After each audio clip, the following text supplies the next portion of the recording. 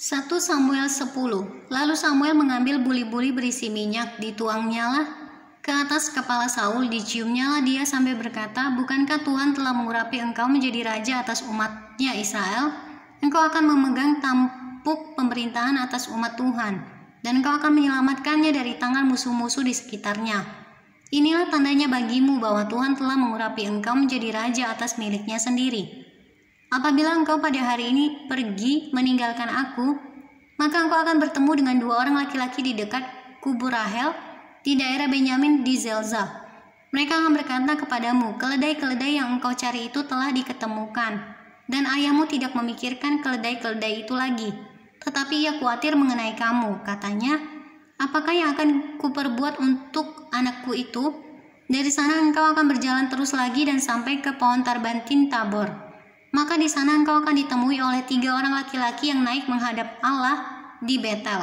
Seorang membawa 3 ekor anak kambing, seorang membawa 3 ketul roti, dan yang lain lagi sebuyung anggur. Mereka akan memberi salam kepadamu dan memberikan kepadamu 2 ketul roti yang akan kau terima dari mereka. Sesudah itu engkau akan sampai ke Gibea Allah, tempat kedudukan dan pasukan orang Filistin.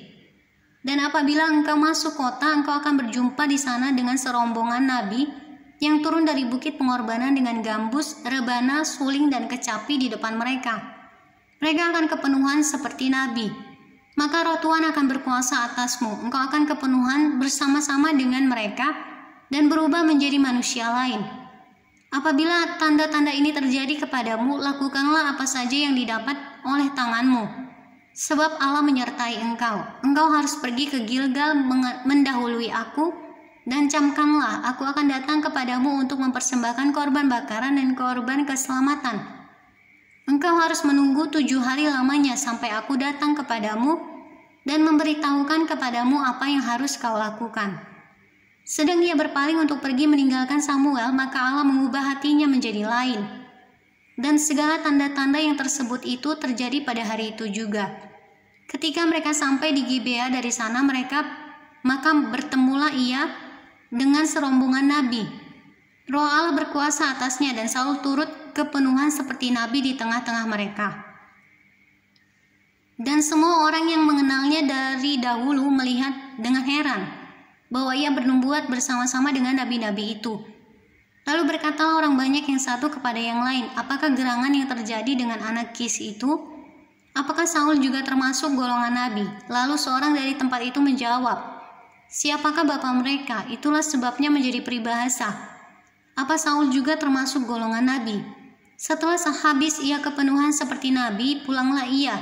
Dan paman Saul berkata kepadanya dan bujangnya, "Dari mana kamu?" Jawabnya, "Mencari keledai-keledai itu, tetapi ketika tidak terlihat, maka kami pergi kepada Samuel." Kemudian paman Saul itu berkata, "Coba ceritakan kepadaku apa yang dikatakan Samuel kepada kamu." Kata Saul kepada pamannya itu, "Terus saja diberitahukannya kepada kami bahwa keledai-keledai itu telah diketemukan. Tetapi perihal menjadi raja yang telah dikatakan Samuel kepadanya tidak diceritakan kepadanya." Saul menjadi raja dengan undian.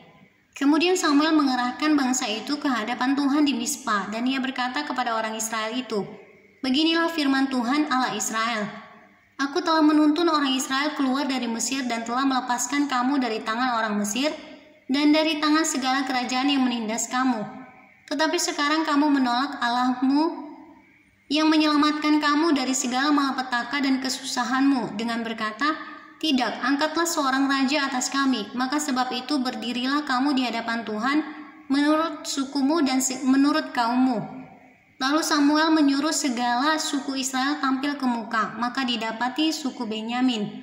Sesudah itu disuruhnyalah suku Benyamin tampil ke muka menurut kaum keluarganya, maka didapati kaum keluarga Matri.